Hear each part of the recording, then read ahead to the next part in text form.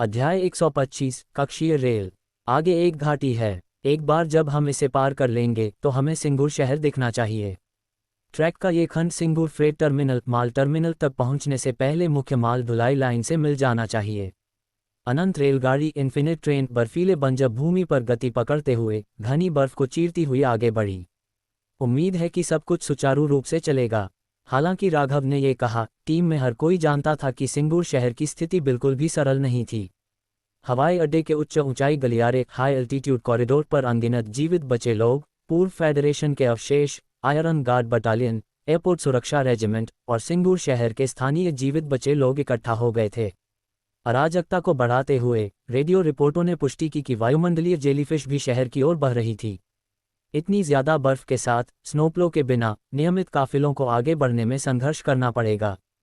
पूनम ने टिप्पणी की, इन स्थितियों में जीवित बचे लोग या तो बड़े शहर के हब की ओर बढ़ते हैं और आधिकारिक निकासी की प्रतीक्षा करते हैं, या बड़े काफिलों में शामिल होते हैं, या जो हम कर रहे हैं, एक सर्वनाश ट्रेन चला रहे हैं। छोटे मिलिशिया सेना ज्यादा देर तक नहीं टिकेंगे जब तक कि उनके पास शक्तिशाली क्षमताएं न हों। राघव ने जवाब दिया, पाताल एबिस आपदा की प्रारंभिक अराजकता से लेकर अब तक समय और जीवित रहने की प्रवृत्ति ने जीवित बचे लोगों को संगठित होने के लिए मजबूर किया था। चाहे आधिकारिक निकासी के माध्यम से हो या स्वनिर्मित गुटों के माध्यम से, मानवता अराजकता से व्यवस्था में परिवर्तन करना शुरू कर रही थी। अगर हम उच्च ऊंचाई गलियारे को पार कर सकते हैं तो हमें कुछ सांस लेने की जगह मिलनी चाहिए। लेकिन शिंगचेंग से पूर्व की ओर बढ़ते हुए हम पाताल क्षेत्र संख्या 4 के बाहरी इलाके में पहुंच जाएंगे। जितना आगे हम जाएंगे उतनी ही तेजी से रात छाएगी। ध्रुवीय रात्रि क्षेत्र पोलर नाइट जोन को पार करने से अज्ञात खतरों का एक पूरा नया सेट आएगा। टक्कर। जब अनंत रेलगाड़ी घाटी में गड़गड़ाहट के साथ आगे बढ़ी तो बर्फ छितर गई, जमे हुए इलाके को धक्का दे रही थी। बर्फ के नीचे दबे अनगिनत परित्यक्त वाहन उभरने लगे। राघव, वे दो लोग जाग गए हैं। राजिता की आवाज वॉकी टॉकी पर चरमरा गई। उन्हें कुछ रोटी और पानी दो। और कुछ नहीं, राघव ने जवाब दिया। मिल गया। अचानक धड़ाम, ट्रेन किसी चीज से टकराई जिससे स्टील के फ्रेम के माध्यम से एक गहरी दबी हुई शॉकवेव फैल गई। राघव, देखो, पूनम ने आगे इशारा करते हुए चिल्लाया। राघव ने अपनी निगाहें उठाईं और पहाड़ की चोटी पर एक विशाल मलबा देखा, एक गिरा हुआ हवाई गनशिप जिसके प्रभाव ने बर्फ में एक गहरा गड्ढा बना दिया था। हर जगह जलते हुए मलबे बिखरे हुए थे। विमान के कुछ हिस्से पहले ही पाले से ढंक चुके थे। मलबे की स्थिति को देखते हुए ये कल रात दुर्घटनाग्रस्त हो गया होगा। ट्रेन में मौजूद अन्य लोगों ने भी इसे देखा। डिब्बा 3 में निदेशक रिया खिड़की के पास खड़ी थी। उनकी आवाज़ कोमल लेकिन भारी थी। Iron guard battalion. इस बीच डिब्बा 5 में अश्विन और माम्पी उस रोटी को खा रहे थे जो राजिता ने उन्हें दी थी। माम्पी अचानक बीच में ही जम गया, उसकी आंखें चौड़ी हो गईं। अश्विन सर, देखो, यह एक सैन्य विमान है। वे मलबे को देखकर चौंक गए। दुर्घटना विनाशकारी थी। सैनिकों के केवल बिखरे हुए अवशेष ही देखे जा सकते थे। उनमें से अधिकांश पहचान से परे नष्ट हो गए थे, केवल बर्फ में खून के धब्बे छोड़ गए थे। किकी कॉकपिट तक दौड़ी, विस्तारित युद्ध क्षेत्र को बाहर देखते हुए। मुड़ा हुआ मलबा हर जगह पड़ा था। टैंक, हेलीकॉप्टर, गनशिप, हवाई तोपखाना प्लेटफॉर्म, झुलसे हुए खंडहर बर्फीली घाटी में फैले हुए थे। लाशों की संख्या केवल बढ़ती गई। Iron guard 3, the destroyer. हे भगवान, वॉरहॉक श्रेणी का हवाई gunship, TFV 600 heavy dual barrel tank, lightning 2 aerospace fighter. उन्होंने यहाँ किससे लड़ाई लड़ी? उस जेलीफिश से, किकी ने हाँफते हुए कहा। संभावना है। राघव का भाव गहरा हो गया। ये फेडरेशन की आयरन गार्ड बटालियन की प्राथमिक लड़ाकू इकाइयाँ थीं। उन्हें ऐसी विनाशकारी स्थिति में देखना भयानक से परे था। क्या वे सभी मिट गए? पूरी तरह से नहीं। रेडियो रिपोर्टों में कहा गया था कि ब्रिगेड 52 सिंगूर शहर की ओर पीछे हट गई। वहां अभी पूरी तरह से गड़बड़ी होनी चाहिए। पूनम ने चिंता भरी आवाज में कहा, अगर कोई भयानक हवाई इकाई ईरी एयरबोर्न एंटिटी है तो शायद उच्च ऊंचाई गलियारा भी अब सुरक्षित नहीं है। लेकिन हमारे पास कोई विकल्प नहीं है।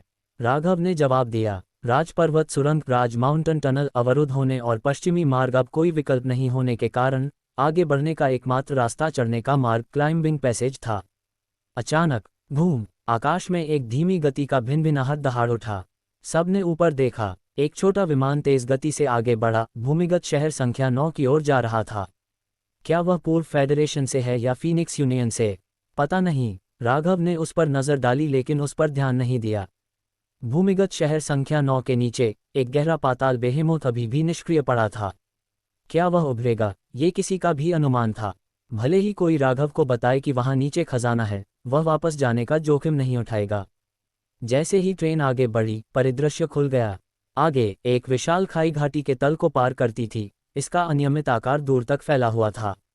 इसके भीतर बिखरे हुए थे सैन्य काफिले के अवशेष, टूट फूटे वाहन और यहाँ तक कि एक पलट गई सैन्य मालगाड़ी जो अभी भी जल रही थी। एक गहरे गड्ढे के किनारे एक विशाल कटा हुआ तंबू जमीन पर फैला हुआ था, जिसके चारों ओर अज्ञात तरल पदार्थ और मानव रक्त था। राघव ने इसे तुरंत पहचान लिया। ये वास्तव में वह वायुमंडलीय जेलीफिश थी। पूनम ने घूंट भरा, अब जाकर उसने लड़ाई के पूरे पैमाने को महसूस किया। ये काफिले कभी नहीं टिक पाए। वह रात शुद्ध अराजकता थी। अगर राघव और राज ने पहले से छत के कवच को मजबूत नहीं किया होता तो उनकी ट्रेन का अंत भी उस सैन्य मालगाड़ी जैसा हो सकता था। टूटकर पटरी से उतर गई। अनंत रेलगाड़ी आगे बढ़ी। धुंधली ठंडी हवा के माध्यम से उच्च ऊंचाई गलियारे के आकाश उच्च स्तंभ उभरने लगे, जो राज के बर्फ से ढके पहाड़ों की ओर खींचे चले जा रहे थे।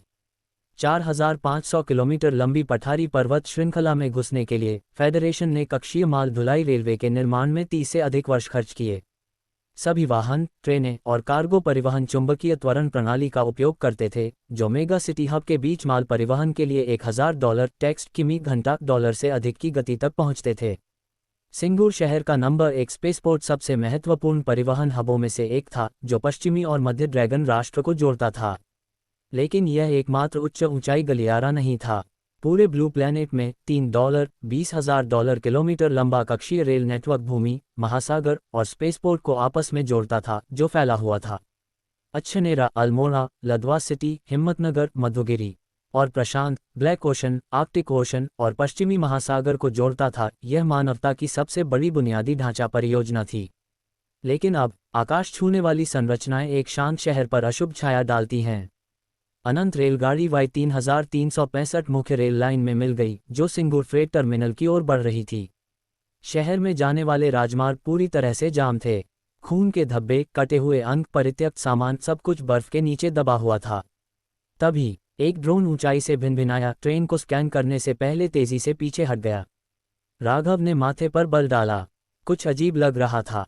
फिर एक स्नोमोबाइल कॉकपिट की ओर तेजी से बढ़ा, बर्फीले मैदान को काटता हुआ। हर कोई तनाव में था। फिर सवार ने अपना हेलमेट हटाया, जिससे एक परिचित चेहरा सामने आया। कैप्टन राघव, एक पल के लिए रुकिए। राघव ने उसे तुरंत पहचान लिया। सुमी, बिगफुट काफिले की नेता, वह महिला जिसने उसे अपना जल शोधक ठीक करने के लिए कहा था। अध्याय 126, रात्रि आक्रमण। चरर। अनंत रेलगाड़ी इन्फिनिट ट्रेन धीरे धीरे रुक गई। राघव ने दरवाज़ा खोला और एक स्नोमोबाइल ऊपर आ गया। सुमी, जो कुछ दिन पहले की तुलना में काफी थकी-हारी लग रही थी, उसकी त्वचा सूखी और बाल बिखरे हुए थे, राघव को देखते ही तुरंत अपना हेलमेट खोला और उसे वाहन पर सुरक्षित कर दिया। उसके चेहरे पर कुछ जल्दबाजी थी। मुझे विश्वास नहीं हो रहा कि यह वास्तव में तुम्हारी ट्रेन है। लगता है मैंने सही व्यक्ति को फोन किया। राघव ने उसे उत्सुकता से देखा। सुमी, तुम्हारा काफिला कहाँ है? वहाँ। सुमी ने दूर फ्रेट टर्मिनल की ओर इशारा किया। हमारे पास 4 काफिले वहां इकट्ठा हैं, जो एक साथ शहर में प्रवेश करने की तैयारी कर रहे हैं। लेकिन बहुत कुछ हो चुका है। तुम लोगों को भी सावधान रहना चाहिए। क्या हुआ? राघव ने पूछा। ये जटिल है। क्या तुम आगे फ्रेट प्लेटफॉर्म पर रुकने की योजना बना रहे हो? अगर ऐसा है तो हम समूह बनाकर एक साथ स्पेसपोर्ट में जा सकते हैं। वहां बहुत ज्यादा ज़ॉम्बी हैं, साथ ही कोहरा। कुछ भयानक संस्थाएं, ईरी एंटिटीज, दिन हो या रात, शहर में दिखाई दे रही हैं। कई काफिलों को भारी नुकसान हुआ है। ठीक है, हम पहले अंदर खींचते हैं और बात करते हैं। राघव ने बिना किसी हिचकिचाहट के सहमति व्यक्त की। जैसे ही उसने आगे ठंडे, निर्जन औद्योगिक शहर को देखा, एक असुविधाजनक भावना उसके दिल में रेंग गई। रेडियो प्रसारणों के आधार पर यह जगह पहले ही पूरी तरह से त्याग दिया गया शहर बन चुकी थी। सभी जीवित बचे लोग और आधिकारिक बल अनिवार्य रूप से स्पेसपोर्ट नंबर 1 में इकट्ठा हो गए थे। लेकिन राघव का सीधे अंदर जाने का कोई इरादा नहीं था। अगर टीम बनाने का मौका मिलता तो सहयोगियों का होना हमेशा सुरक्षित होता है। क्लांग क्लांग, ट्रेन फिर से चलने लगी, डबल ट्रैक रेलवे में मिल गई। सुमी ने अपना हेलमेट वापस पहना और अपने स्नोमोबाइल पर आगे बढ़ गई। एकत्रित काफिला। कुछ ही देर में वे एक बड़े फ्रेट स्टेशन पर पहुंचे, जो कई छोड़ी हुई ट्रेनों से घिरा हुआ था। पटरियों पर कई ज़ॉम्बी शव फैले हुए थे जिन्हें पहले ही साफ कर दिया गया था। अनंत रेलगाड़ी आगे बढ़ते हुए उन पर से कुचलती चली गई। जल्द ही एक खुले क्षेत्र में उन्होंने जीवित बचे वाहनों का एक बड़ा समूह देखा। दर्जनों पटरियों के किनारे विभिन्न विन्यास में खड़े थे। कई भारी ट्रक थे, उनके बाहरी हिस्से पीटे हुए और खून से सने थे, जो क्रूर लड़ाइयों का स्पष्ट प्रमाण था। जो कोई भी इतनी दूर तक आया था वह या तो असाधारण रूप से भाग्यशाली था या उसके पास असामान्य साहस और शक्ति थी। जैसे ही अनंत रेलगाड़ी पास आई, कई सशस्त्र जीवित बचे लोगों ने सहज रूप से अपनी बंदूकें उठा लीं, लेकिन सुमी को आगे बढ़ते हुए पहचानकर उन्होंने सावधानी से अपने हथियार नीचे कर दिए। ट्रेन धीरे धीरे अंदर चली गई। डिब्बों के अंदर राजिता, किकी और पूनम बाहर के काफिले को खिड़कियों से झांक रहे थे, जबकि बाहर के जीवित बचे लोग भारी बख्तरबंद इंजन पर अपनी नजरें टिकाए हुए थे। एक और ट्रेन, वाह, उस कवच को देखो, यह पागलपन है। उसका बार धातु से कहीं बेहतर है जिसे हमने अपने रिग्स पर लगाया था। यह एक फैक्ट्री निर्मित सर्वनाश ट्रेन लगती है। क्या ये फेडरेशन से हो सकती है? कौन जानता है, लेकिन यह जबरदस्त है। जीवित बचे लोगों की फुसफुसाहट हवा में भर गई। एक बार जब ट्रेन पूरी तरह से रुक गई तो राघव बाहर निकला। पास से कुछ काफिला नेता उसकी ओर बढ़े। राघव ने उनमें से दो को पहचाना। सुमी के अलावा वहां प्रीतम भी था, वह अधेड़ उम्र का आदमी जिससे वह पहले मिला था। ऐसा लगा कि उनके काफिले सिंगूर शहर के रास्ते में समूह बना चुके थे। सुमी ने तेजी से कहा, मैं तुम्हारा परिचय कराती हूँ। ये कैप्टन राघव, अनंत काफिले के नेता हैं। फिर उसने सफ़ेद बालों वाले एक बुजुर्ग व्यक्ति की ओर इशारा किया। और ये बूढ़े दिग्विजय आयरन फोर्स काफिले के नेता हैं। वह पहले के हुआ हैवी इंडस्ट्रीज में एक यांत्रिक इंजीनियर थे। तस्क बूढ़े दिग्विजय नाम का वह आदमी पतला और दुबला था। 50 या 60 के दशक में होने के बावजूद उन्होंने एक पंख हार्ले डेविडसन शैली की चमड़े की जैकेट, तंग पैंट, एक चेकरदार स्कार्फ और धूप का चश्मा पहना हुआ था, जिससे उन्हें एक फैशनेबल लेकिन सनकी रूप मिल रहा था। वह सीधे well 03E heavy gas turbine locomotive की ओर बढ़े, अपना धूप का चश्मा उठाया और उनकी आंखें उत्तेजना से चमक उठीं। सुंदर, बिल्कुल सुंदर। मैंने कभी नहीं सोचा था कि मुझे सर्वनाश में ऐसा रत्न देखने को मिलेगा। अरे बच्चे, तुम्हें ये चीज़ कहाँ मिली? और तुमने वास्तव में इसे चला लिया। ये पहली पीढ़ी का पावर टर्बाइन होना चाहिए, है ना? अविश्वसनीय। राघव बता सकता था कि बूढ़े दिग्विजय एक विशेषज्ञ थे। ये सही है, कुछ मेहनत लगी। बूढ़े दिग्विजय ने स्टील की बॉडी को थपथपाते हुए सहमति में सिर हिलाया। ये प्रभावशाली है, इसमें कोई संदेह नहीं है, लेकिन इलाके पर प्रतिबंध एक गंभीर मुद्दा है। कल से हमने कई ट्रेनें देखी हैं, फेडरेशन फीनिक्स और आयरन गार्ड बटालियन की अंतर्महाद्वीपीय ट्रेनों के अलावा हमने सिल्वर स्टार यांग सिटी के फिंगर फैमिली द्वारा निर्मित एक इटर्नल क्लास ट्रेन भी देखी। उस जानवर में 118 डिब्बे थे जो 3000 से अधिक लोगों को ले जा रहा था, और इसे 4 रेलगनों के साथ 2 माइक्रोकोर इंजन द्वारा संचालित किया गया था। फिर ड्रैगन माउंटेन नंबर 1 था, एक और अंतर्महाद्वीपीय श्रेणी की ट्रेन जिसे पूरे ड्रैगन माउंटेन सिटी द्वारा पूरी तरह से बदल दिया गया था। वह चीज़ एक double deck train city hybrid थी, व्यवहारिक रूप से एक चलती हुई महानगर। लेकिन फिर भी इलाका एक भारी सीमा है। ट्रैक बिछाने के उपकरणों के साथ भी वे लगातार रेल द्वारा प्रतिबंधित होते हैं। दूसरी ओर हम एक भारी ट्रक को संशोधित करते हैं और हम कहीं भी जा सकते हैं।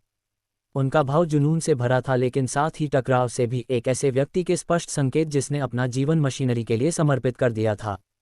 विमान और भी अधिक लचीले हैं, लेकिन उसका क्या भला? प्रीतम ने आह भरी। अभी खबर मिली है कि स्काई सिटी छिंगलुआन कल पूरी तरह से प्रशांत महासागर में दुर्घटनाग्रस्त हो गया।